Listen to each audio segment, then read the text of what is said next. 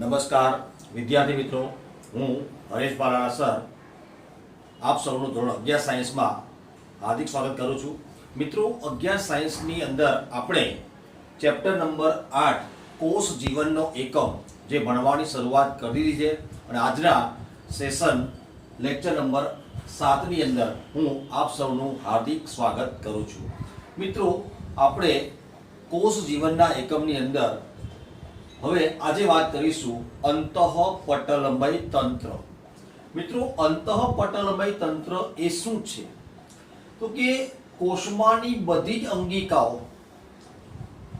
રચના અને કાર્યની દ્રષ્ટિએ તો અલગ જ છે, છતાં આ અંગિકાઓમાંની કેટલીક અંગિકાઓ ભેગી મળી અને અંતઃપટલમય તંત્રની રચના કરે છે. કારણ કે આ અંગિકાઓના કાર્યો એકબીજાના સંકલનથી થતા હોય છે. તો કઈ કઈ અંગિકાઓ અંતઃપટલમય તંત્રનો ભાગ છે? તો યાદ રાખો કે અંતઃકોષરસજાળ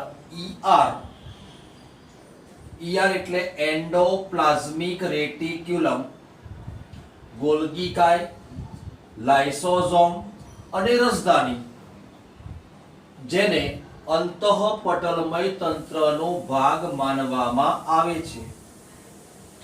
જ્યારે કણાભસૂત્ર, હરિતકણ અને પેરોક્સિઝોમ, કણાભસૂત્ર, હરિતકણ અને પેરોક્સિઝોમ જેનું સંકલન આ અંતઃપટલમય તંત્ર સાથે હોતું નથી, જેથી કણાભસૂત્ર, હરિતકણ અને પેરોક્સિઝોમ જેને અંતઃપટલમય તંત્રનો ભાગ ગણવામાં આવતો નથી. આ બંને મુદ્દા ખૂબ જ અગત્યના છે કે કઈ અંગિકા અંતઃપટલમય તંત્રનો ભાગ છે અને કઈ અંગિકાઓ અંતઃપટલમય તંત્રનો ભાગ નથી. જે ખૂબ જ ધ્યાનમાં રાખવા જેવી બાબત છે. હવે મિત્રો, આપણે વાત કરીએ છીએ અંતઃકોષરસજાળ. અંતઃકોષરસજાળ જેને આપણે ER એટલે કે એન્ડોપ્લાઝમિક રેટિક્યુલમ કહીશું. તો એનું સ્થાન ક્યાં છે?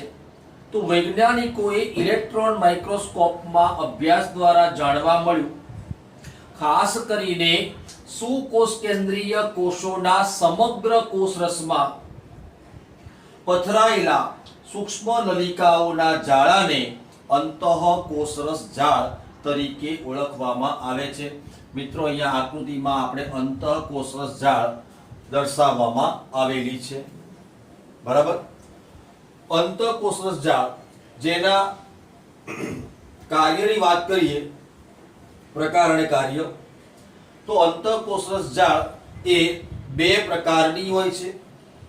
એક કણિકામય અંતઃકોષરસજાળ અને બે કણિકા વિહીન અંતઃકોષરસજાળ. અંતઃકોષરસજાળના આ બે પ્રકારો આકૃતિ બતાવ્યા છે. આ કણિકામય છે અને આ કણિકા વિહીન છે. બરાબર. હવે પહેલા જોઈએ કણિકામય અથવા તો ખરબચડી સપાટી વાળી અંતઃકોષરસજાળ, જેને RER કહેવાય.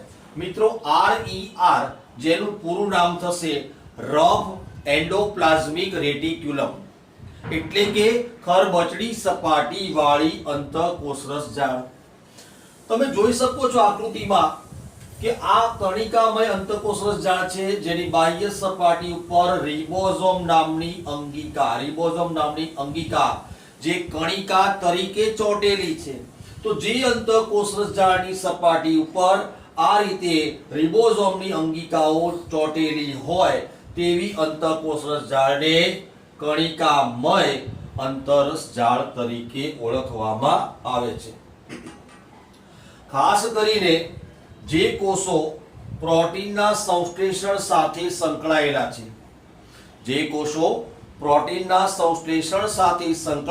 છે, એવા કોષોમાં કણિકામય અંતરસજાળ એ ખૂબ જ વિકસિત થયેલી જોવા મળે છે. અને આ અંતઃકોષરસજાળ એ કોષકેન્દ્ર પટલની બહારની સપાટી પરથી લંબાયેલી અને સળંગ રીતે હોય તેમ જોવા મળે છે. ત્યાર પછી આપણે વાત કરવી છે બીજી પ્રકાર, કણિકા વિહીન અંતઃકોષરસ જાળ. અથવા તો લીસી અંતઃકોષરસ જાળ। મિત્રો લીસી અથવા તો કણિકા વિહીન જેને SER કહેવામાં આવે છે। SER જેનું પૂરું નામ છે સ્મૂધ એન્ડોપ્લાઝમિક રેટિક્યુલમ એટલે કે લીસી અંતઃકોષરસ જાળ। ખાસ કરીને અહીંયા જુઓ આકૃતિમાં કે જે અંતઃકોષરસ જાળની સપાટી ઉપર આ રીતે રિબોઝોમની અંગિકાઓ આવેલી હોતી નથી કે રિબોઝોમ ગેરહાજર હોય તેવી અંતરસ જાળને કણિકા વિહીન અંતરસ જાળ એટલે કે સ્મૂધ એન્ડોપ્લાઝમિક રેટિક્યુલમ તરીકે ઓળખવામાં આવે છે। ખાસ કરીને લિપિડના સંશ્લેષણ સાથે સંકળાયેલા કોષો, જે કોષો સક્રિય રીતે લિપિડનું સંશ્લેષણ કરતા હોય છે એવા લિપિડના સંશ્લેષણ સાથે સંકળાયેલા કોષોમાં મોટે ભાગે આપણને આવી કણિકા વિહીન અંતરસ જાળ જોવા મળે છે। યાદ રાખો, પ્રાણી કોષોમાં ખાસ કરીને સ્ટીરોઇડ્સ અંતઃસ્ત્રાવોના સંશ્લેષણ સાથે સ્ટીરોઇડ અંતઃસ્ત્રાવો જેમ કે ટેસ્ટોસ્ટેરોન છે, પ્રોજેસ્ટેરોન છે, ઇસ્ટ્રોજન છે, આ બધા સ્ટીરોઇડ યુક્ત અંતઃસ્ત્રાવો કહેવાય। તો આવા સ્ટીરોઇડ યુક્ત અંતઃસ્ત્રાવોના સંશ્લેષણ સાથે સંકળાયેલા કોષોમાં આપણને ખાસ કરીને આવી કણિકા વિહીન અંતરસ જાળ જોવા મળે છે। મિત્રો આ વાત થઈ અંતઃકોષરસ જાળ અને તેના પ્રકારોની વાત કરી અને એના કાર્યો પણ જોયા। હવે આપણે વાત કરીએ છીએ બીજી એક અગત્યની અંગિકા જેનું નામ છે ગોલ્ગી પ્રસાધન અથવા તો ગોલ્ગી કાય। આનું નામ ગોલ્ગી કાય કેમ પડ્યું અને ગોલ્ગી પ્રસાધન કેમ કહેવામાં આવે છે એની પહેલા વાત કરીએ। આને ઇંગ્લિશમાં ગોલ્ગી કોમ્પ્લેક્સિસ પણ કહેવાય છે, ગોલ્ગી બોડી તરીકે પણ ઓળખવામાં આવે છે। તો વાત એમ છે કે ઈસવીસન 1898 ની સાલમાં ઇટાલીનો વૈજ્ઞાનિક હતો, ઇટાલિયન વૈજ્ઞાનિક કેમિલો ગોલ્ગી, જેણે સૌપ્રથમ કોષ કેન્દ્રની નજીક એક ઘટ્ટ અભિરંજિત આ રીતે જાલિકામય રચનાને જોઈ, જેને પાછળથી આ ગોલ્ગીના નામ પરથી જ ગોલ્ગી કાય એવું નામ કહેવામાં આવ્યું। આમ ઇટાલિયન વૈજ્ઞાનિક કેમિલો ગોલ્ગીના નામ પરથી જ અંગિકાનું નામ ગોલ્ગી કાય તરીકે ઓળખવામાં આવ્યું। હવે રચનાની વાત કરીએ। મિત્રો આકૃતિમાં તમે જોઈ શકો છો કે ગોલ્ગી કાયની રચનામાં આ રીતે ઘણી બધી ચપટી બિંબ જેવા આકારની કોથળીઓ જેવી રચના હોય છે, જેને સિસ્ટરની કહેવામાં આવે। એટલે કે ગોલ્ગી કાય એ ઘણી બધી આ રીતે સિસ્ટરની જેવી રચનાઓની બનેલી હોય છે। આ જે સિસ્ટરની છે મિત્રો, આ સિસ્ટરની જેવી નલિકાઓ જેનો વ્યાસ 0.5 માઇક્રોમીટર થી 0.1 માઇક્રોમીટર જેટલો હોય છે। મિત્રો સિસ્ટરની નલિકાઓ જે દેખાય છે તમને આકૃતિમાં, આ નલિકાઓ એકબીજા સાથે આ રીતે સમાંતર થપ્પી સ્વરૂપે ગોઠવાય અને આ રીતે ગોલ્ગી કાયની રચના બનાવે છે। મિત્રો કોષોની અંદર આવેલા ગોલ્ગી કાયના એકમોમાં સિસ્ટર્નીની સંખ્યા જુદી જુદી હોય, એટલે બધા કોષોમાં સિસ્ટર્નીની સંખ્યા સરખી હોતી નથી, બરાબર। સિસ્ટર નીચે એક કોષ કેન્દ્રની નજીક સમકેન્દ્રિત રીતે ગોઠવાયેલ હોય છે। હવે આ સિસ્ટર્નીની વાત કરીએ તો સિસ્ટર્નીમાં બે સપાટી જોવા મળે છે। દાખલા કે આ બહારની તરફ ગોળ સપાટી છે એ બહિર્ગોળ સપાટી જેને શીશ છેડો કહેવાય છે, અને અંદરની બાજુએ ખાડાવાળો ભાગ છે એને ટ્રાન્સ છેડો કહેવામાં આવે છે। તો સિસ્ટર્નીમાં બે નિર્માણકારી સપાટી આવેલી હોય છે, બહિર્ગોળ સપાટી જેને શીશ કહેવાય છે અને પરિપક્વ સપાટી જેને અંતર્ગોળ હોય છે એને ટ્રાન્સ કહેવામાં આવે છે। મિત્રો સિસ્ટર્નીમાં બે છેડા, શીશ છેડો અને ટ્રાન્સ છેડો, જે એકબીજાથી અલગ હોય છે પરંતુ એકબીજા સાથે જોડાયેલા હોય છે। આ ગોલ્ગી કાયનું કાર્ય શું? તો મિત્રો કોષની બહાર સ્ત્રાવ પામતા ઘટકોના પેકેજિંગનું દ્રવ્ય. ખાસ કરીને આપણે આગળ ભણી ગયા અંતઃકોષરસ જાળ ER. આ ER માંથી જે દ્રવ્ય પુટિકા સ્વરૂપે ગોલ્ગી કાયના શીર્ષ છેડાથી સંગઠિત થઈ અને ટ્રાન્સ છેડા તરફ ગતિ કરે છે. એટલે અંતઃકોષરસ જાળમાં સ્ત્રાવ પામતા દ્રવ્યો એ પેકેજિંગ થઈ અને ગોલ્ગી કાયમાં દાખલ થાય છે અને ગોલ્ગી કાયમાંથી પુટિકા સ્વરૂપે બહાર નીકળે છે. યાદ રાખો કે અંતઃકોષરસ જાળના સંશ્લેષણ પામેલા દ્રવ્યો જે ગોલ્ગી કાયમાં સિસ્ટર્નીના શીર્ષ છેડા દ્વારા દાખલ થાય છે અને ટ્રાન્સ છેડા દ્વારા પુટિકા સ્વરૂપે એ કોષની અંદર સ્ત્રાવ પામતા હોય છે.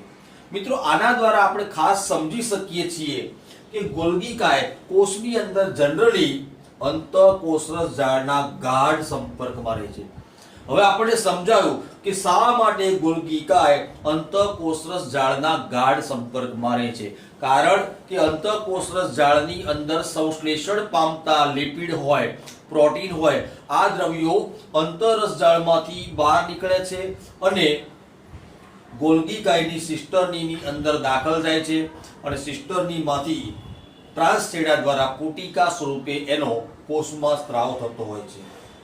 મિત્રો કેટલાક પ્રોટીન એવા હોય છે કે જે પ્રોટીનનું સંશ્લેષણ રિબોઝોમ દ્વારા અંતઃકોષરસ જાળની બહારની સપાટી પર થાય છે અને આવા પ્રોટીન્સ એ ગોલ્ગી કાયના ટ્રાન્સ છેડામાંથી મુક્ત થાય છે. એ પહેલા એટલે કે આમાં ઉત્પન્ન થયેલા પ્રોટીન સિસ્ટર્નીમાં દાખલ થશે ગોલ્ગી કાયની અને સિસ્ટર્નીના ટ્રાન્સ છેડા પરથી એ પ્રોટીનના અણુઓ મુક્ત થાય એ પહેલા તેમાં કેટલાક ફેરફારો થાય છે.